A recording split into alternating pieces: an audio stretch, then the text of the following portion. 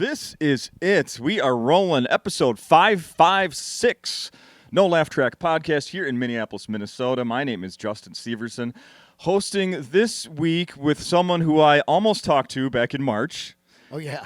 It was very close. I had a full page of notes here in preparation of to talk to Dean Delray, and then the day of, we had it called off. But thankfully, you're back. It's so crazy. I've been doing comedy 14 and a half years. I've never canceled a show. So I do the Thursday night, hang out with some fans after, eat dinner, go back to the room, and lay down. And like 2 hours later, I'm fucking deathly ill. My left foot is throbbing. I don't know what the fuck that is. And nothing before you got here? Nothing. And I'm laying there, and I go, well, I'll be fine. I don't know what's going on. I'm trying to ride it out. Another hour goes by. I'm like, I'm getting worse. I throw up. I'm like, something's going on. And all I thought was, I ain't dying in Minneapolis. If I'm going to die, I got to get home. Is that on merch you brought this time? I ain't dying in Minneapolis? Yeah. And I thought, no one's going to come pick me up. They don't even pick you up at airports or anything. Your friend's like, hey, we got to go get his body. It's like, fuck, isn't there an Uber for a body or something? Wait till it's in Lost and Found and they call us. Dude, I was like really freaking out because it was a brutal sickness out of nowhere. And you're alone. I'm alone, and it's winter here, which is extra dark in Minneapolis. It's just kind of like, fuck this. So I just got on a plane 5:30 in the morning, flew home. I was in the back, very back seat, like, and, just losing tons of money because I bought a flight 1 minute before I'm leaving. I mean, yeah, when I was getting the story from these guys later that weekend, I'm like, wait, so he just hopped on a plane? Yeah, I got the fuck out. That's crazy. I thought I was going to die, for real. And I'm not man. a hypochondriac. I'm not paranoid. But I'm 58. This fucking hit me like nothing ever. And I was like, wow, I'm fucking done. And then I was reading about a month ago in the New York Times, which, by the way, if you ever want to bullshit someone, you just say you read it in the New York Times and they'll believe you. You know what I mean? You don't say you saw it on the internet because anything. I like that. Anyway, for real, I was reading the New York Times, and they said, over the last 3 months, the new COVID acts as like food poisoning. So I was like, I definitely had that. Oh. Like, because it was like violently like ill and crazy. And it lasted about 3 days. And that's what I was asking. Yeah, and then by Sunday, I was like, I probably could have stayed like a lunatic, but there was no fucking way, because I do not miss gigs. I've done almost 6,000 shows. I got ran over on my motorcycle, hit and run on the highway. A lady hit me doing 70. I still did a spot that night, broke ribs and shit at the store because I didn't want to miss my spot, I'm not that level where you could just miss spots and they're like, well, he can miss spots, but he'll be back tomorrow, You're one of those people that like has the full-time job with benefits, but you never use your vacation because that person filling in might steal your job, right? Well, it's always like a thing of I fucking love to do this, so if it goes away, holy shit, because I started at 44 years old. Yeah. Yeah. I saw that. That is very unique, to say the least. Yeah. People have probably pointed out to you other comedians that started in their 40s. Rodney restarted in his 40s. Who did? Rodney. Oh, yes. So he started, and then he started selling aluminum siding for I think 20, 25 years. Rodney, right. An absolute god. Yeah. And then came back in and became one of the biggest stars when I was growing up. Caddyshack, his specials, him on Carson, and then, of course, his Rodney showcases for Dice and Kinnison and all those guys, So he was a comedy god to me. Yeah. Who was the first comic you remember seeing growing up? Was it on in your house? My neighbors, this guy Rex, Scott, and Eric Gibbs, they had this kind of stoner stepdad.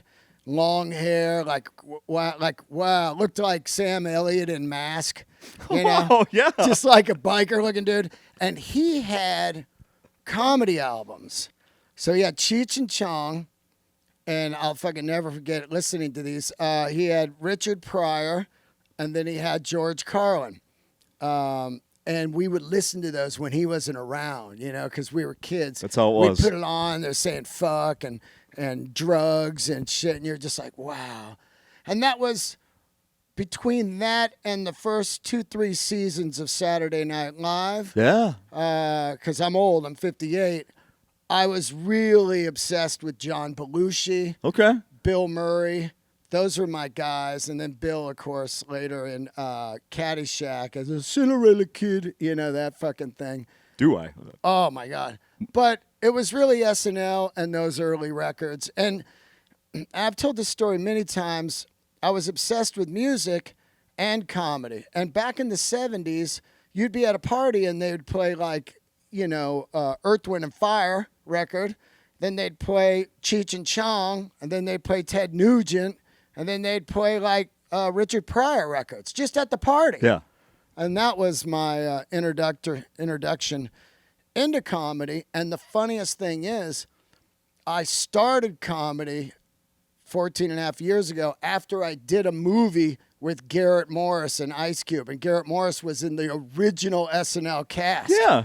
So it was full fucking circle. Garrett Morris and Ice Cube. What movie was that? It was The Long Shots. It's a football movie about the first girl to ever play Pop Warner football. Keke Palmer is the star. Oh, yes. Yeah, and she's become a bigger star since then, that's for sure. Oh, yeah, big time. Yeah. Fuck, you know. But it's amazing to think about how that happened. You know, it took all those years to get into comedy. Have you ever crossed paths with Bill Murray? He's still around. I met him once, and I met his brother at the Improv. His brother co-wrote Brian Caddyshack. Doyle Murray. Right. Correct? Right. Yes. Yeah.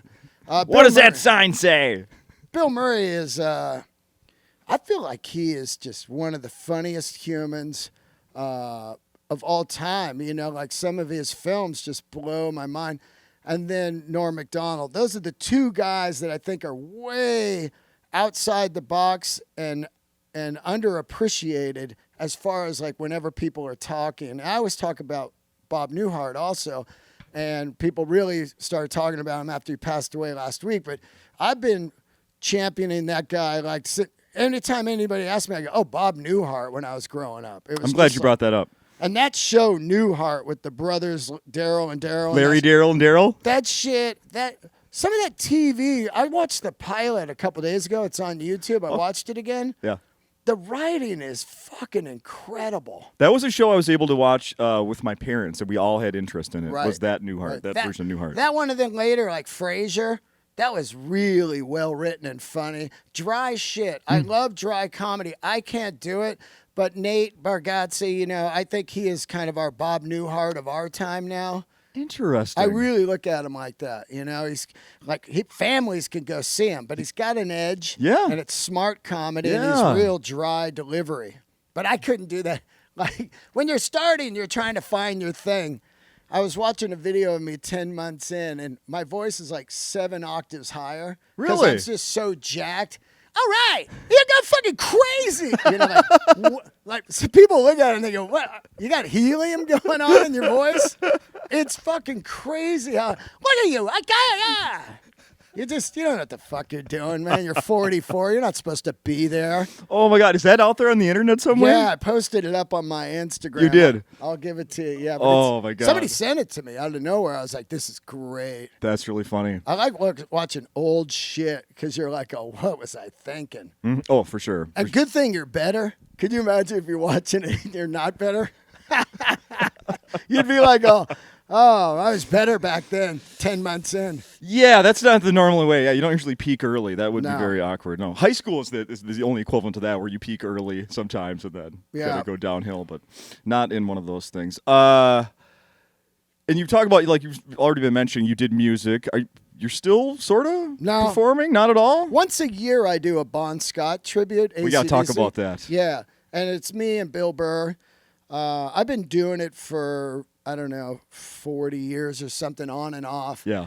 I did it right after Bond died. I did a tribute to him in San Francisco. It started happening every year because he died around my birthday in February. So I was doing it for many years, and then I started comedy, and I didn't do it. And then when I turned 50, I said, let's fire that up. Bill plays drums.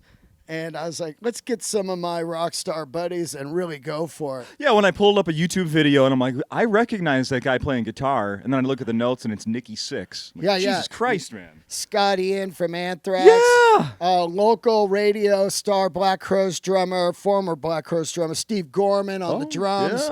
Yeah. Brad Wilk from Rage Against the Machine on drums. Dave Lombardo from Slayer on drums. Josh Z, who's like one of my longest old friends on guitar, who kills.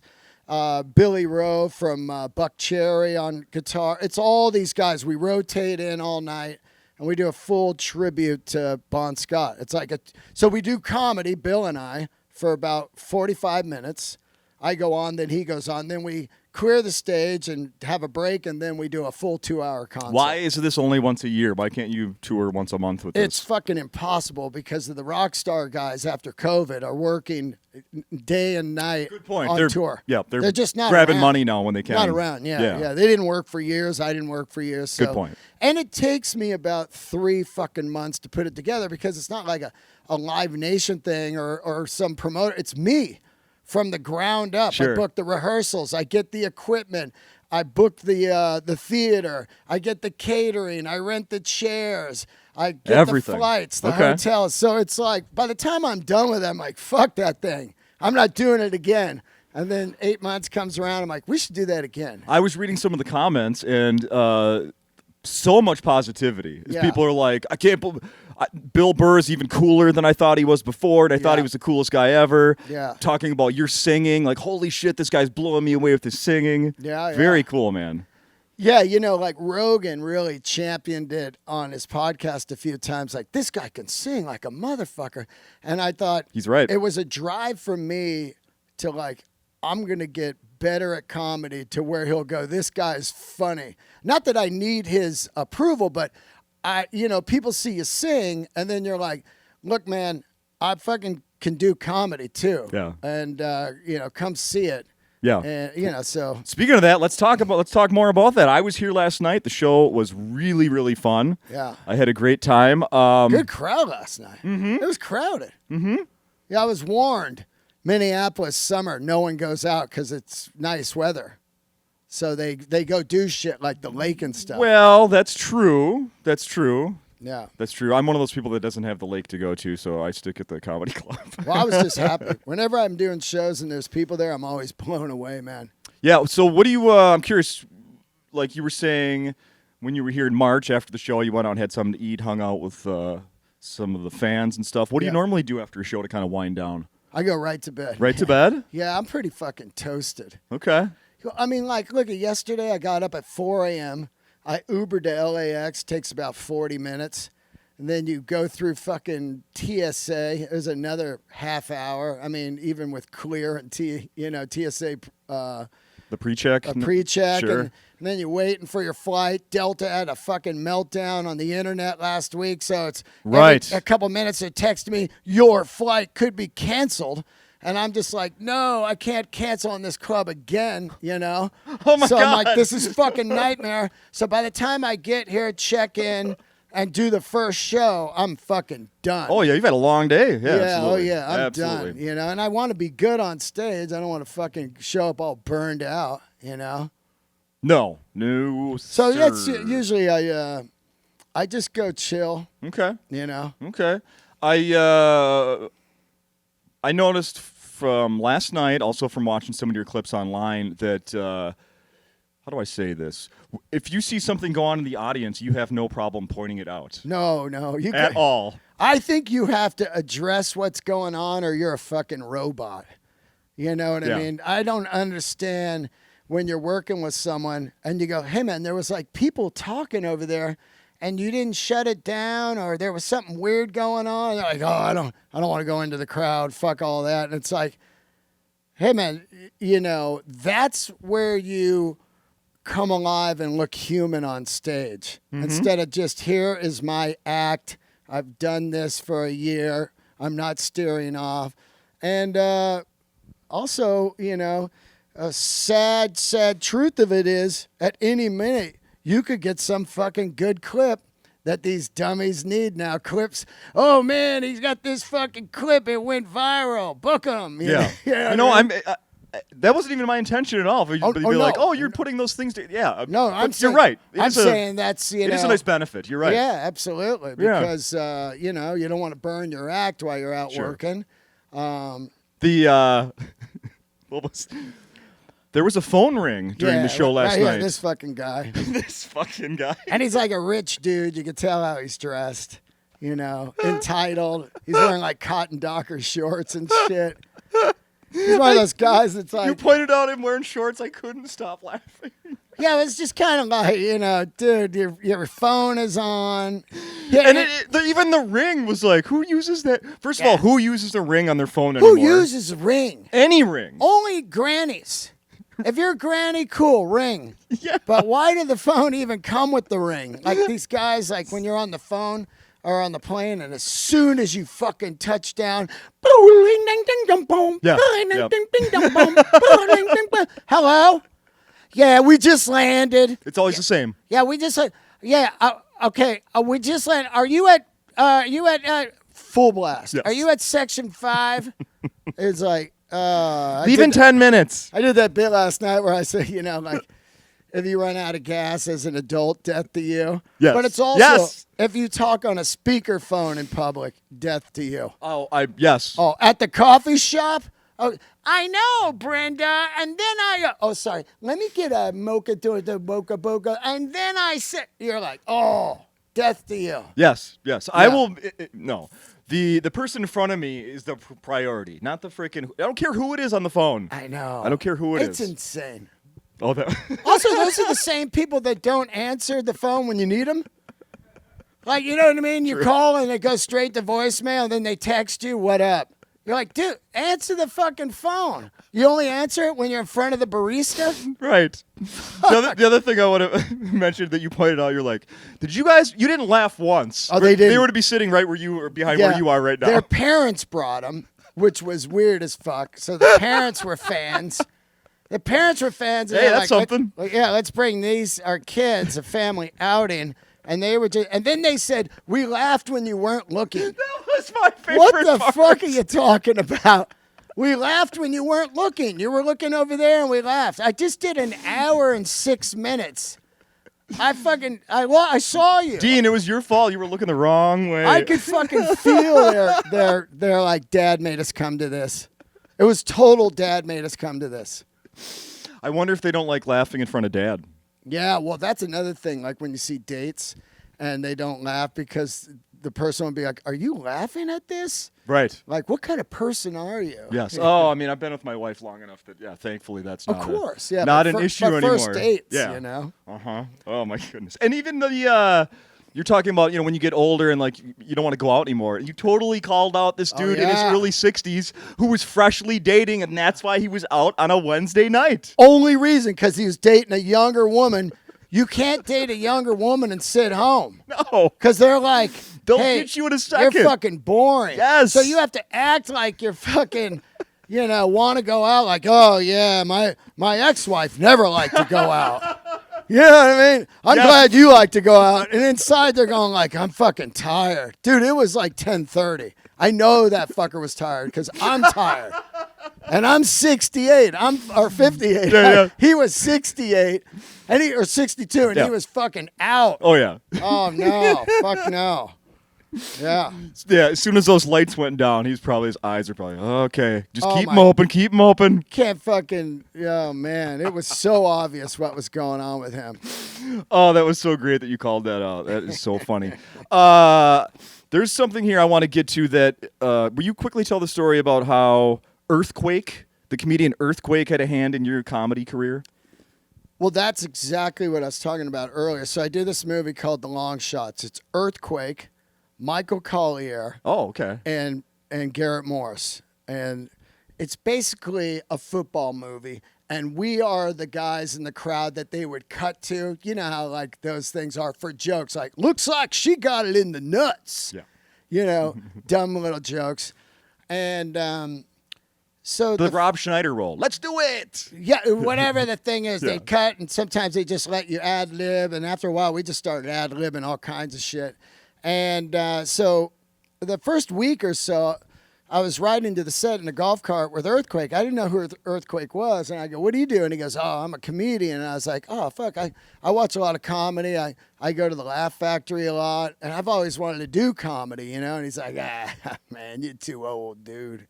And, you know, but then after about a month, he saw that I was riffing on the script all the time and funny at, like, craft services, you know. Like, I told this story, like, I found out I'm doing a movie with Ice Cube, and I'm thinking, oh, it's going to be 40s and blunts and shit. And the first day, we're at, you know, craft services, and he's eating a Pop-Tart.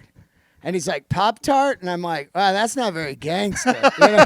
Like a Pop-Tart. And then I thought, well, it is pretty gangster because those are all chemicals and the worst thing you could eat. But anyway, you know, so after about a month, Earthquake was like, hey, I think you could do some comedy. And I was like, well, how do you do it? What do you do? You know, and he's like, just hit some open mics when you get home. And if you're doing it in about a year, come see me at this place called the Comedy Union. I do a show there.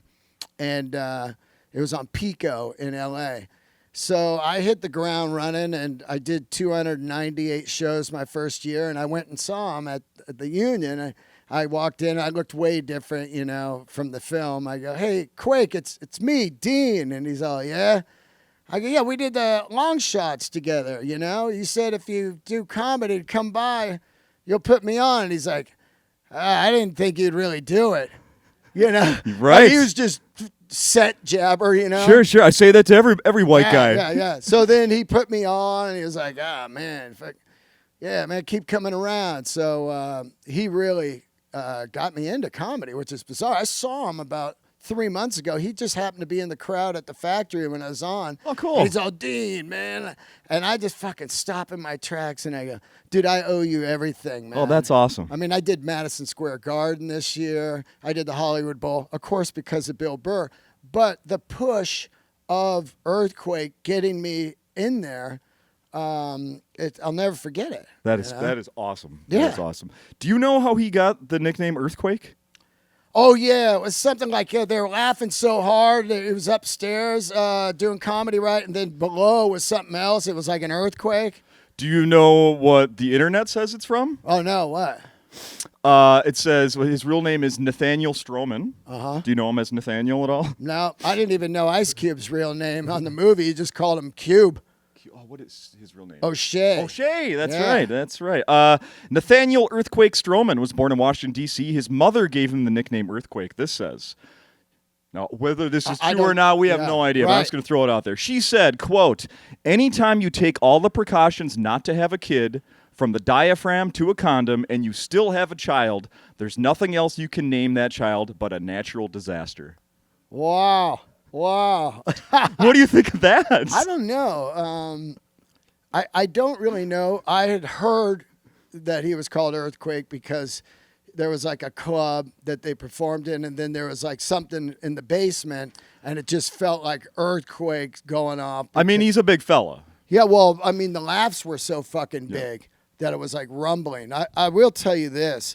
I had not heard of Earthquake when I met him. And then I saw him do comedy, and I was fucking blown away. The guy was murdering. Yeah. Like, I mean, it was just like bam, bam, bam, bam. And he had that towel. He'd towel himself off and go, these are the jokes, people. These are the jokes. I mean, it was spectacular to see. Love it. Love it so much. That's fantastic. You mentioned, where are we with time right here for 36? Should we do that? Let's do that real quick. So last night on stage, you mentioned the original personal ads, right? Craigslist misconnections. Misconnections, yeah. And I had not thought of those in forever. Right. So I went and was like, oh yeah, it still exists. It does? It does. Can we look over a couple of them from Minneapolis? Oh yeah, because it's insane. Okay. Right? Are you familiar with misconnections, Brandon, and Craigslist? All right, so we're going to read a couple of them here. This one says, who reads anymore? This date, Sunday, June 11th, in Walgreens in Woodbury, Minnesota. You were in line behind me, and my sister and I said, nobody reads anymore. And you said, I do. You have a super cute nose piercing, and I think 2 kids in college. And to me, you look like Elizabeth Shue. Love to read or chat with you. Okay. Dude, some of those, I mean, the one I did was just exactly how not crazy it is, you know. Trader Joe's, you had a hat, I had a boner. That's how insane they are. You know what I mean? And then I'm like, wait a minute, I was wearing a hat. You know, what color's the hat? It's crazy, right? It's fucking nuts. I used to just read them for comedy.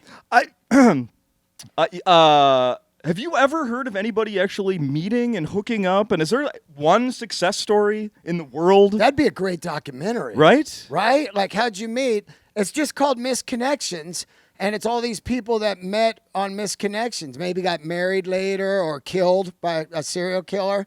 You know? Yeah, right? Yeah. It could be a documentary that goes so many different directions. Yeah. Hey, I hope you see this. I met you the other day in the garden department. By the time I went to the parking lot, you had left.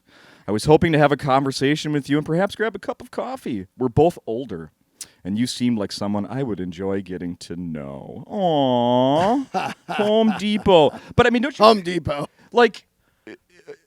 It's got to be 99% men writing these, right? Looking course. For, right? Because, you know, men, I mean, I don't know, because it's such a fucking, it's a weird climate now. You can't really talk to people in public. You know, people would be like a creep or whatever, you know. Oh, like, that's true. Creep on aisle 5, he said hi, you know. That's right. He tried to talk to me. Well, what did he do? He said hi. Yeah, so you just don't, I don't really know. And it is, in the world of the last 10 years of texting and stuff, like people won't even talk on phones, let alone in person. That's a good So point. to like just say, hey, what's going on? It just seems so fucking weird. We were playing with kids at the park until it looked like rain. We agreed to see each other again there one day. You were a married woman, but I wasn't fully sure if that was flirtatious or not. What? Man, now that is fucking creepy. What? Fucking weirdo. Right? Just throwing it out there. You said you hated my face, but... Yeah, just throwing it out there. Oh, my God. It said, I couldn't stop thinking about you when I got home. Oh, my God. I'll do one more here. Blonde cashier at Aldi. You said how much you really liked the chips that I was buying. I should have asked you for your number, but I froze. Anyway, if you see this, I want to chat. Please get a hold of me. Oh, my, the chips. Can you imagine? It's total small talk. You know, like when you go to a cashier, they're just robots. Oh, I love those chips. $3.99, you know? And then the guy's like, oh, yeah. She's flirting with me. I was there, I was at Target a few months ago when the Timberwolves were making that playoff run. I had a Timberwolves shirt on. Yeah. And the guy's like, you going to watch the game tonight? Yeah. I didn't go home and like, that dude wants to fuck me. Yeah, He for sure wants to fuck. Yeah. Let's come on over. Let's watch the game together. Yeah. You know? Hey, I don't know if you noticed, that's a gallon of ice cream. So just bring a spoon. You know what's really crazy about workers now, too, is they have such ADD from the phone that they'll look right at you and go, can I help you? And they'll go, yeah, let me get this bag of chips and let me get the coffee, no cream. What do you want again? Oh. Like, what the fuck? Yes. What the fuck? You think that person's like even thinking about you the second you walk out? They don't even remember your order the second you give it to them. Correct. What do you want again? I just said coffee, no cream. How about this one when they go, give me your name again? I never gave it to you the first time. At all. Never gave me your name, my name the first time. Ever. Give me your name again? Oh, my God, that makes me crazy. And when they call you boss. Oh, I'm always like, dude, I would never work here, so I'm not your boss. Boss, chief, captain. Yeah, captain. Get that away from me. Yeah, fucking boss. Somebody said they had an old school lady a couple days ago, and she was like, sweet thing. I want that. Yeah, old lady. I want that. Sweet cheeks. honey sugar. I want all that. Sugar pie. I want it. What the fuck? I want that. From the 40s. I want it. Oh, my God. Give me your name again. Oh, my God. Sweet tits. Yeah. Oh my God, hilarious! All right, well, we need to wrap this up, but we haven't mentioned yet that you've been working on all this material that you were telling me before we started recording the podcast that it's time to record a special. Correct? It is time to. After I thought I was dying here, I was like, "What if I died? I have no special." They're going, "He's did comedy 14 years, has nothing." I don't believe he did it. I don't think he did 6,000 shows, so I was like, I got to do a special. For the record, you need to do it, yes. And I was taking my time, and I have no regrets, of that I didn't put anything out over the years, because I remember talking to Dave Attell early on, even 5 years ago at the Cellar, and he was like, yeah, man, I didn't put anything out for 15 years. Because, it's out there forever, and you want to make sure it's fucking good. And I come from that school also. I wanted to go and make the mistakes and keep writing and finding myself. I mean, there's so many specials when you watch them and you go like, oh, that guy's not even like that at all now, And sure, you might get some fans from these early specials, or you might get people that are like, that guy sucks. I saw his first special. It was awful. They never give you another chance or whatever. So I was like, fuck that. I'm going to just keep working until I go, okay, let's do it. And I'm still only doing 30 or 40 minute special because no one's going to watch an hour of an unknown dude. If you look at the analytics, they only watch 12 minutes of the biggest specials. Is that right? Pretty much. They watch the first 12 and then they go fucking text and then they, go read misconnections. Then they come back to it. It's all about clips these days. Yeah, you're right. Unfortunately, everybody's, and I'm not that old guy, get off my lawn, but everybody, their brain is programmed to next. It's all swipe left shit, you know? Right. So I'm ready to do it. And have you picked a date and a location? I can't really say that right now, unfortunately, but I think Monday I'll be able to say when the date is. Oh, wow. And where. Okay. Yeah, it's just it's being negotiated right now. Wow. And I don't want to be one of those guys who puts up big announcement soon. Fuck you. You know those guys? And then they never announce anything? It's some way where they want you to think their career, big announcement soon. Let's get the YouTube video countdown where I can be in the waiting room for 3 days waiting for this announcement. Yeah. Yes. Big announcement soon, or 2025 is shaping up to be something big. Hey. What the fuck are you talking about? You could be dead. We got an election coming. You know what I mean? What are you talking about? There will be no 2025. Come on, just face it. Yeah, we got to get it done now. That's why I'm pissed I quit sugar, because I'm like, I should have just kept eating this shit. I'm not going to need feet wherever I'm going. You know what I mean? But the only thing you need feet is to run. But at that point, I got ran over on my motorcycle 5 years ago, and I lived through it, and I was like, I don't know if that was such a good blessing. Because I could have died and been one of those guys. Dude, fuck his career. He was on the way up. He was funny. Everybody loved it. Was fucking great. They always We'd be passing those clips around forever. They talk good shit about you. But when you keep going and you get successful, they're like, fuck that guy. You know what? Also, I was thinking yesterday, when guys say fuck that guy, it's like a bad thing. Women never say fuck that guy. Because that's different, right? Fuck that guy. Right. Yeah. It's a weird thing. I don't know what I'm talking about. It's more like directions. Yeah. All right, we should wrap this up and get that out there for people to hear, and then come see your shows this weekend at Acme. We're recording this on a Thursday. We're going to get this out today. There'll be a show tonight, to Friday, to Saturday. Yeah. And then follow you on social media. Keep an eye out for an announcement for a special. I want to also. And then you got a podcast. It's Let There Be Talk, and it's which was, I wanted to say this when you started. You said it was episode 5 something or whatever. Yeah. I was like, oh, thank God, because these people ask you to do a podcast. You go, how many episodes? 4. Oh God. You're like, I'm not being number 4. I tell everyone, you want me on your podcast, I'll do episode 100. Because then I know that you fucking have put time into it. But I'm not, these people, I'm going to do a podcast, I didn't get famous, and then they quit it after 6 episodes. You go, I gave that guy 2 hours of my life. Yeah. One listener's mom, you know? Yeah. It's fucking crazy. But I wanted to say this. Thank you to Lewis for having me back. Because, man, that was a brutal thing. I left him.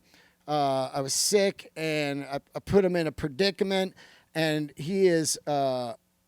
as far as club owners go, man, that is gold, because I know how a lot of club owners are. You just never go back.